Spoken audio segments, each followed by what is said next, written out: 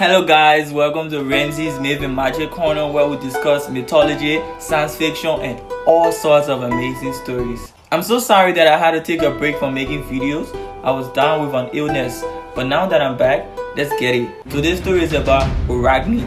As you probably know, Athena was the goddess of war and wisdom and the patron goddess of Athens, and how the city got its name. Athena was worshipped for her beauty, intellect, her craft in the art of warfare. But like all Greek gods, Athena was fiercely stubborn, and anybody who dared cross her was unable to walk away unscathed. And that brings us to the story of Athena and Arachne. The ancient region of Lydia, now modern-day Turkey, was once home to a beautiful maiden named Arachne. Being the daughter of a craftsman, she came from humble beginning. Learning from her father, she developed an incredible talent for weaving. Not the Chinese weaver.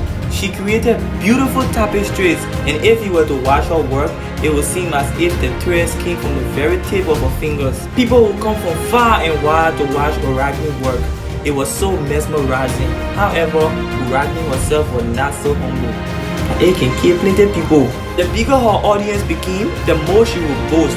In ancient times, it was assumed people with talents such as Arachne were usually gifted by the gods. For the fact that she denied the origin of her talent was a huge betrayal to the gods. The more you read Greek mythology, you will start to see the crafty nature of the gods. They had a love of disguising themselves as old and weak people.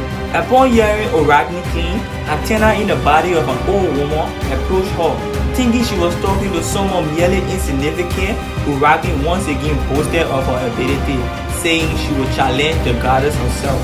Sick of Arachne's insults, the goddess revealed herself to the young maiden. The women who had been watching the scene unfold dropped down to their knees in fear and awe in the presence of the goddess, but not Arachne. She was so stubborn. She remained determined, ready to stand by her promise of a challenge.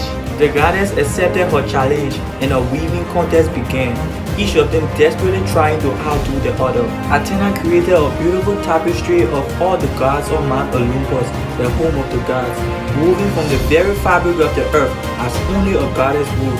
I honestly feel like she was cheating. Threads of clouds and blades of grass made for the most stunning pieces of work. It represented the gods in all their power and glory. Arachne's depiction, however, was quite different. While breathtaking and intricate, it represented the gods at the worst, drunk and disorderly and abusing the power as some of the worst Greek gods often did. Athena was horrified by the blatant mockery of the Olympian gods, and if she was being perfectly honest, she was quite amazed by the perfect beauty of Arachne's work. Other than the disrespect and the mockery of the gods, she could not find a single fault. This extraordinary yet offensive work of art was all too much for Athena to handle, and she exploded into a violent rage. Turning to Arachne with rage in her eyes, she inflicted her punishment. The color drained from Arachne's face as she felt the beginning of the Greek goddess curse. She began to sprout legs, one after the other. She grew more eyes until she had 8, and eventually Arachne was not a beautiful maiden anymore. Athena had turned her into the very first spider. To this day, Arachne continued to weave delicate work of art all over our homes. That's why we have spiderweb, folks. And the name Arachne is where the word Arachne, meaning spider, comes from.